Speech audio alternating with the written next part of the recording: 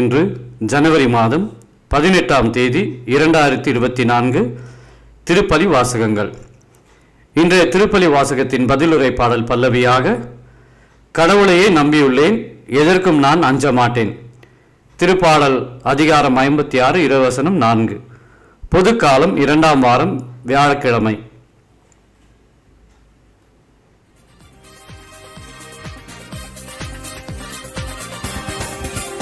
இறை பணியினில் இணைந்திடுவோம், இறைவனில் கலந்திடுவோம். இதயத்தில் இருப்பவரே இறை குலமாய் வருவோம்.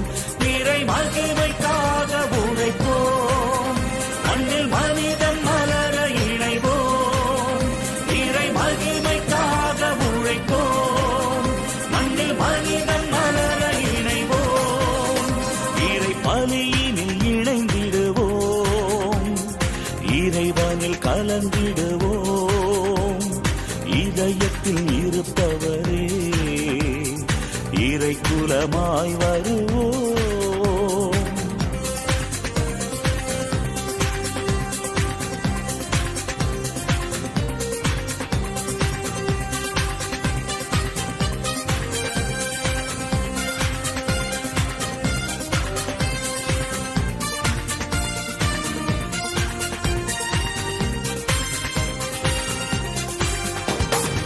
இறைவன் வார்த்தையில் இல்லம் அமைத்திட இயேசு வழியில் செல்வோம். உறவு வளம் பெற உண்மை உரு பெற உலகில் சாட்சியாவோ. இறைவன் வார்த்தையில் இல்லம் அமைத்திட இயேசு வழியில் செல்வோம். உறவு வளம் பெற உண்மை உரு பெற உலகில் சாட்சியாவோ.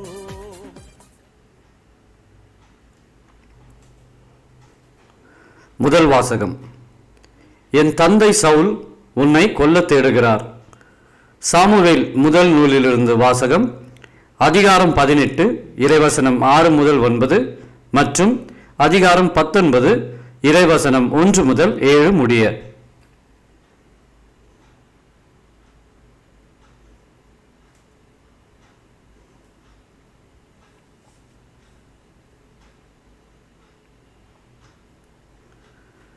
அந்நாள்களில் தாவீது பெலிஸ்தீனை கொன்ற பின் வீரர்கள் வீடு திரும்பிக் கொண்டிருந்த போது இஸ்ராயலின் எல்லா நகர்களிலிருந்தும் பெண்கள் ஆடல் பாடலுடன் அரசர் சவுலை சந்திக்க வந்தனர்.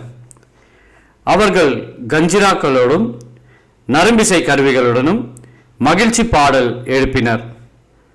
அப்பெண்கள் அப்படி ஆடி பாடுகையில், சவுல் 1000 பேரை கொன்றார், தாவீதோ 10,000 பேரை கொன்றார் என்று பாடினர். இந்த வார்த்தைகள் சவுலுக்கு அறவே பிடிக்கவில்லை. அவர் மிகவும் சினமுற்று, அவர்கள் தாவீதுக்கு 10,000 பேர் என்றனர், எனக்கோ 1000 பேர் மட்டுமே என்றனர். அவனுக்கு இன்னும் குறைவாக இருப்பது ஆட்சி ஒன்றுதான் என்று கூறினார். அன்று முதல் சவுல் தாவீதை பொறாமை கண் கொண்டு பார்க்கலானார். தாவீதை கொல்ல வேண்டும் என்று தம் மகன் யோனத்தானிடம், தம் அலுவலர் எல்லாரிடமும் சவுல் தெரிவித்தார். ஆனால் சவுலின் மகன் யோனத்தான் தாவீதின் மீது மிகுதியான அன்பு கொண்டிருந்தார். ஆதலால் தாவீதை பார்த்து, யோனத்தான், என் தந்தை சவுல் உன்னை கொல்ல தேடுகிறார், ஆதலால் எச்சரிக்கையாய் இரு. காலையிலேயே புறப்பட்டு மறைவான ஓர் இடத்திற்கு சென்று ஒளிந்து கொள். நீ வெளியில் இருக்கும் சமயத்தில் நான் என் தந்தையின் அருகில் இருந்து கொண்டு உன்னை பற்றி அவரிடம் பேச்சு கொடுப்பேன். அப்படி நான் அறிகிறதை எல்லாம் உனக்கு தெரிவிப்பேன் என்றார்.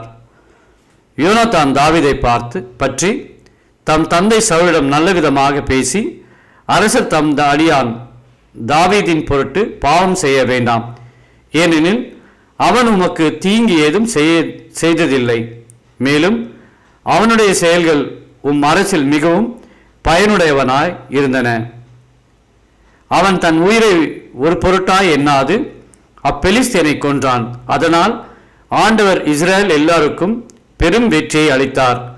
நீர் அதை கண்டு மகிழ்ச்சியுற்றீர்.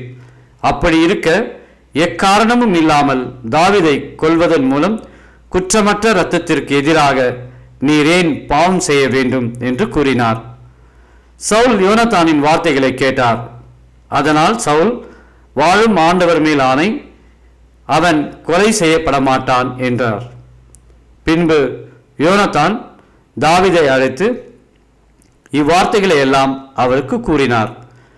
மேலும் யோனத்தான் தாவீதை சவுலிடம் அழைத்து செல்ல முன்பு போலவே தாவீது அவரது பணியில் ஈடுபட்டார்.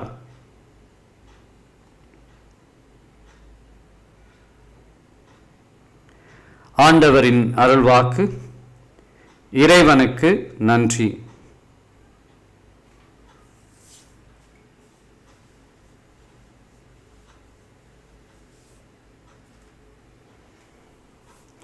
பதிலுரை பாடல். கடவுளே, எனக்கு இறங்கி அருளும், ஏனெனில் மனிதர் என்னை நசுக்குகின்றனர். அவர்கள் என்னிடம் நாள்தோறும் சண்டையிட்டு துன்புறுத்துகின்றனர். என் பகைவை நாள்தோறும் கொடுமைப்படுத்துகின்றனர். மிக பலர் என்னை ஆணவத்துடன் எதிர்த்து போராடுகின்றனர். பல்லவி. கடவுளையே நம்பியுள்ளேன், எதற்கும் நான் அஞ்ச மாட்டேன். என் துன்பங்களின் எண்ணிக்கையை நீர் அறிவீர். உமது தோற்பையில் என் கண்ணீரை சேர்த்து வைத்துள்ளீர். இவையெல்லாம் உம் குறிப்பேட்டில் உள்ளன அல்லவா? நான் உம்மை நோக்கி மன்றாடும் நாளில் என் எதிரிகளின் புறமுதுகிட்டு ஓடுவர். பல்லவி. கடவுளையே நம்பியுள்ளேன், எதற்கும் நான் அஞ்ச மாட்டேன்.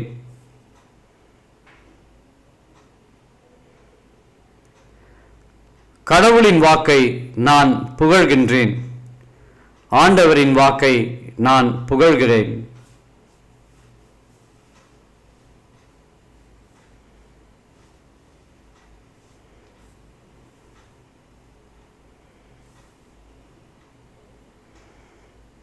பல்லவி.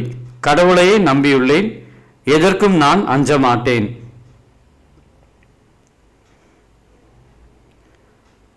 கடவுளையே நம்பி இருக்கின்றேன், எதற்கும் அஞ்சேன். மானிடர் எனக்கு எதிராக என்ன செய்ய முடியும்? கடவுளே, நான் உமக்கு செய்த பொருத்தனைகளை மறக்கவில்லை. உமக்கு நன்றி பலி செலுத்துவேன்.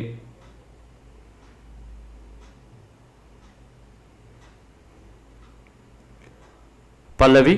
கடவுளையே நம்பியுள்ளேன், எதற்கும் நான் அஞ்ச மாட்டேன்.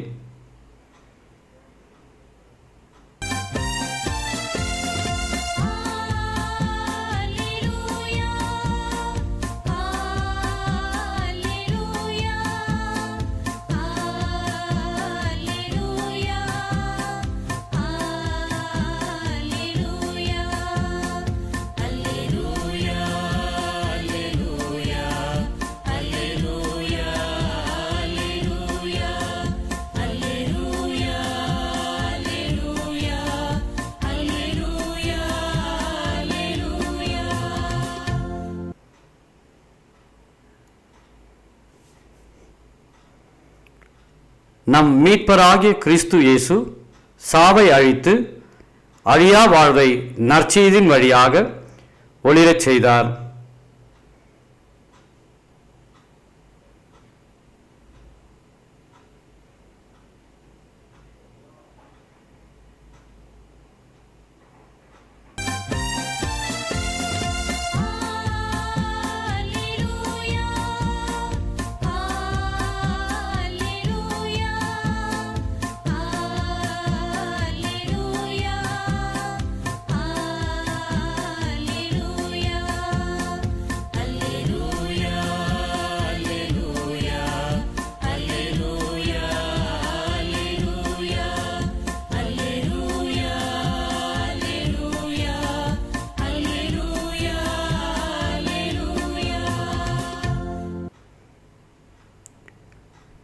நற்செய்தி வாசகம்.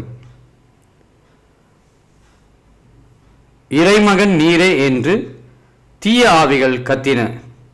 இயேசு தம்மை வெளிப்படுத்த வேண்டாம் என சொன்னார்.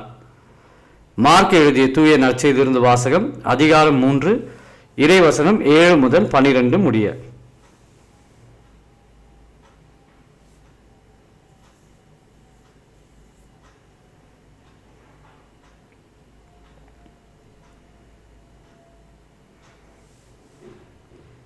அக்காலத்தில் இயேசு தொழுகை கூடத்திலிருந்து புறப்பட்டு தம் சீடருடன் கடலோரம் சென்றார்.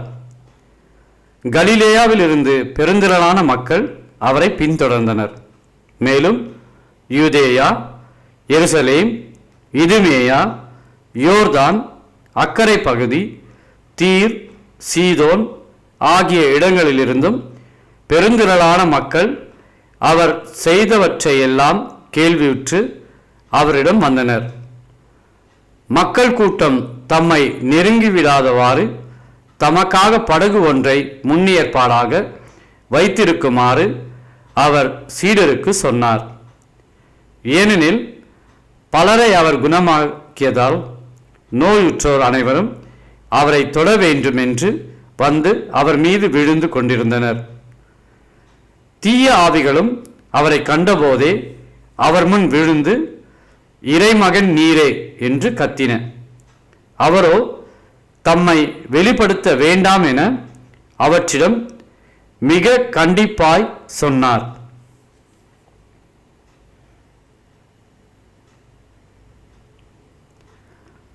ஆண்டவரின் அருள்வாக்கு.